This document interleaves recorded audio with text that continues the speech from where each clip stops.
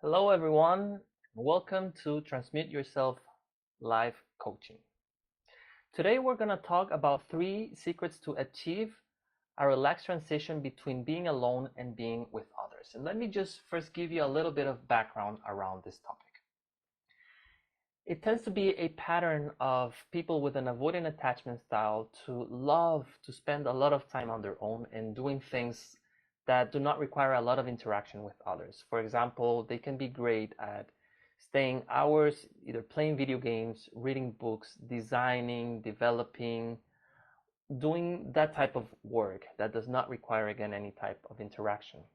But then when someone comes and interrupts them, let's say that someone sends them a message requesting something from them, or someone actually walks into the room where they're at, they may feel irritated very easily. They may feel offended, as if also disrespected, and as if their needs are not being taken into consideration. These are just some subconscious thoughts that they may have that make them very irritated at those points. So today we're talking about these 3 secrets so that we can make this transition between being alone and being with others a lot more easy. Let's start with the first secret. The first secret is to learn to manage your own irritation or interruptions. And let me start talking about this, telling you a little story or experience of my own. Actually, it's one of my first experiences that I can remember in general, and especially with this topic. So I recall how when I was about 4 or 5 years old, I was at my parents' house, and my parents would come on a Sunday afternoon when I was watching cartoons, very concentrated and entertained watching my cartoons, and they would come and ask me, not ask me, tell me that we would go for a Sunday ride. And that would trigger me.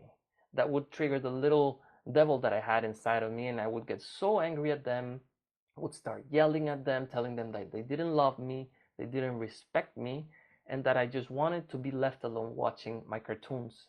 Then I would just grab a bag and pack up some clothes, some underwear and a t-shirt. I would tie it up to a broomstick, and then I would leave the house for a couple of minutes, just walk in the backyard for a bit and then come back. And that way I was teaching them a lesson, right? So this is very funny, at least to me, now that I think about it. And it's also very childish. However, if I think about it deeply, those were already some patterns and some of the reasons perhaps that I developed an avoidant attachment style. And these patterns, I carried them over to adulthood. So in relationships, the same thing or very similar thing would happen. So let's say that a girlfriend would text me when I was doing something, I don't know, watching a film or playing a video game or simply taking a nap, and then she would text me asking for something. I would react in the same way. I would get angry, perhaps not at the beginning of the relationship, but later on I would feel disrespected, offended. Why are they not asking me? Why are they telling me what I need to do? And things like that. Those were the thoughts that I would have. And it's those patterns that I carried over since childhood. So what's the main belief here that's triggering all this irritation? It is that my needs are not taken into consideration, and therefore I'm not respected. And as a result, I cannot do the things that I want. So what I encourage you is to explore this a little bit, to go deeper into this. And I'll just ask you a couple of questions that you can ask yourself and see how this can help you to perhaps unblock this belief and change it into something that can work for you. So, first of all, do you know your own needs? Do you express them? Do others know your needs? What if others simply have their own needs and they have no idea that whatever you're doing is very important to you? And what would change if you were able to express your needs in a respectful way to others? Once you ask yourself these questions, what usually happens is that people realize that it's not necessarily true that their needs are not taken into consideration and that they're not respected and all of the things that we tend to tell ourselves, but rather that they don't express their needs and that other people may not even know their needs and how important these things are for them. So this is a first step, right? Recognize that, ask yourself those questions, and then find a way to replace this with something that can actually work for you, that can be powerful and empowering for you. And what I recommend is something like, I recognize my needs and I can express them respectfully. See how that feels in your body. And next time that you're feeling irritated, try to use this or a similar phrase as an anchor for you, or as a mantra for you to get you back into the present moment and into your own source and your own power. You'll realize that if you actually recognize your needs and you can actually express them in a respectful manner, you won't feel as if others are stepping on you, or that they're not respecting you or offending you. You will actually take action in another way. You will act by perhaps telling them, hey, give me a couple of minutes, I haven't finished, or I just need an hour. Or you will actually help them. You will do what's required of you at that moment without that much drama, because you will know that it's always in your power to either do it or not. That's always your choice.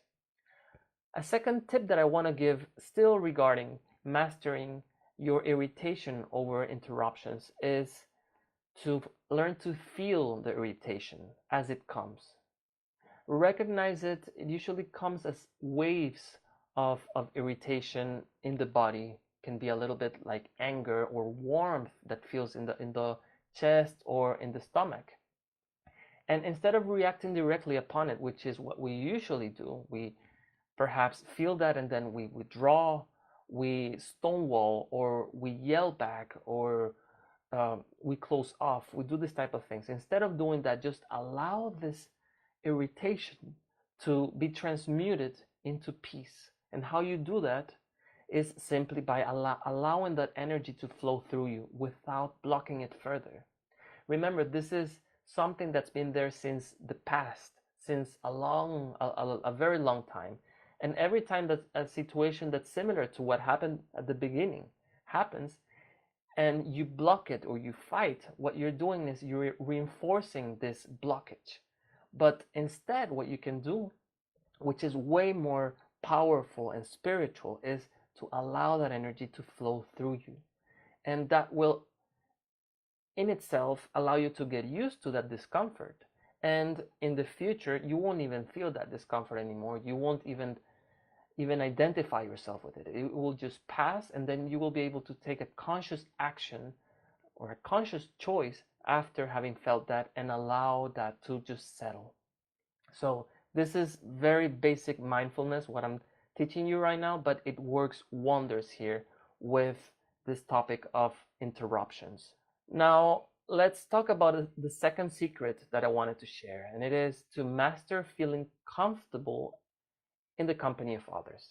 This is a very typical thing for people with an avoidant attachment style, and it is that not just over interruptions, it may be that they feel irritation, but also just being with others. Being with a lot of people, or even not necessarily a lot of people, can trigger a lot of stress. And this is especially because of a fear of having to meet others' expectations.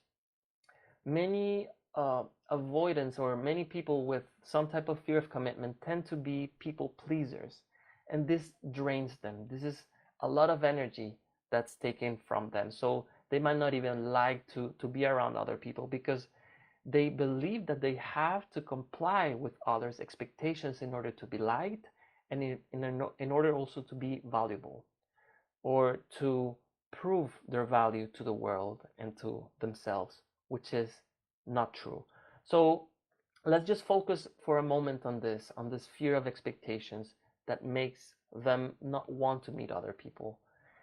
And ask yourself the same thing. How true is it that you need to comply with others' expectations in order to be liked and valuable? When I ask this question, people usually doubt, but then they realize it's not true. But then let's take it a step further.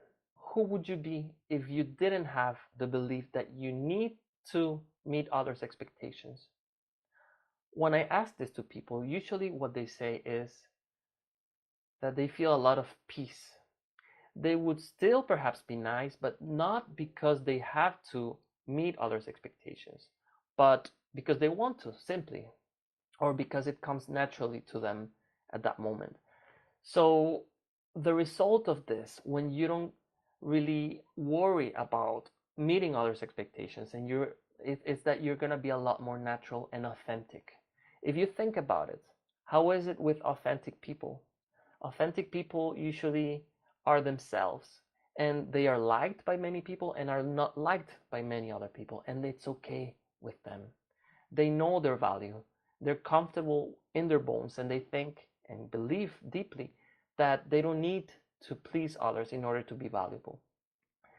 And think about it for yourself. Who do you like more? Someone that's always pleasing you, or someone that simply is how he is and is authentic? So think about it that way. If you didn't have the thought that you need to meet others' expectations, who would you be? How would you act? And just give it a try. A second tip here, also around being around other people and the stress that's created there, is to do the same thing that I recommended for the first secret, which is to feel the discomfort that's felt around other people. Do the same thing by breathing in and by allowing that discomfort, however it feels, and maybe like a little bit of pressure or like a need to escape. Just allow that to be, breathe. If you really need your space, okay, go take it and then come back. But if you don't need it, if you perhaps think that you're okay just by breathing in and allowing that to be, then it'll become a lot easier next time and you'll start enjoying it. And this leads us to another tip here, which is to learn to co-regulate. I'll talk more about that in the next secret, but let me just tell you what that means. Co-regulation is a skill that little babies develop as they're growing up. So what this does is that it allows them to regulate emotionally through the presence of their caregivers.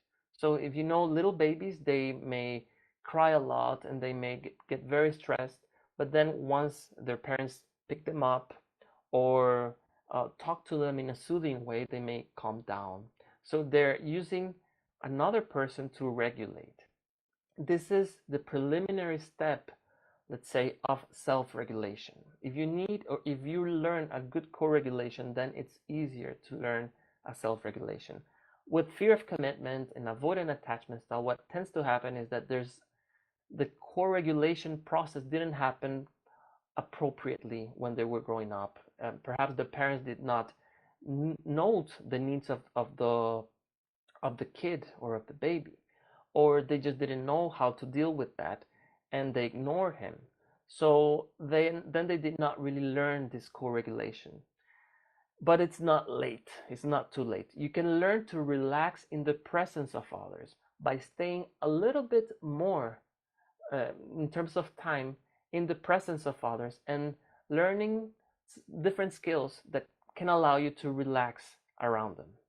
Breathing, for example, speaking about topics that are of interest to you, some other things that we'll see next. The third secret that I wanted to share with you is to work on your insensitivity over comings and goings. This is a big one. Imagine what happens in many, many families or relationships, and it is that one of the partners is, let's say the woman is in the kitchen, she might be doing some things there, cooking, and then the other partner, the husband or the boyfriend, comes home and they're not greeted by, they don't say hello to each other, they just start speaking about tasks, responsibilities, but there's no welcoming kiss, welcoming hello, welcoming hug. There's no greeting. And this can make one of the two partners feel offended or not valued. So a great tip here is to create a greeting ritual. This is a recommendation by Dr. Diane Poolheller. That's how she calls it, a greeting ritual. And it is that you create this ritual of saying hi, of kissing each other and hugging each other every time you come from outside. So this greeting, what it makes is it creates some type of closeness and bond between each other. You can also take that time to just speak to each other for 2-3 minutes, just asking how each other's day was, and you'll see how this helps you to co-regulate, which is what we were saying before, which is to relax in the presence of another person. As each one is asking the other or each other how they are, this creates some type of peace, of also feeling valued by the other person. And of course, this can help you to co-regulate. So if it didn't happen when you were a kid, this is the opportunity to practice that, this co-regulation. And this creates also, it becomes a skill and a practice, even a habit, so that later, when you're meeting other people, you can also greet them in a friendly way. And as you're practicing at home, it won't be difficult because you're creating this, you're building this social muscle and this regulation muscle that will allow you to make it a lot easier when being in the presence of others. Okay, so these were the three secrets that I wanted to share with you. Just I want to summarize a little bit, and it is recognize, analyze, and change the limiting beliefs that may be holding you back and making you so irritated when being in the presence of others. Learn to speak up and to recognize your needs and to express them, and to set boundaries if necessary, or to ask for transition times, or simply to ask what you need at a specific time. Learn to relax into the discomfort when feeling irritated. Like we said before, practice a little bit of mindfulness. Create greeting rituals and practice, practice, practice. You will see how in time it becomes a lot easier to be in the presence of others and to transition from being alone to being with others. And it won't be a challenge anymore the more you do it. All right, this has been today's live event. I really hope that you enjoyed it. If you have, please let me know in your comments. And if you have also any questions, let me know there in the comments. And don't forget to like this video and to share it with others. Thanks a lot.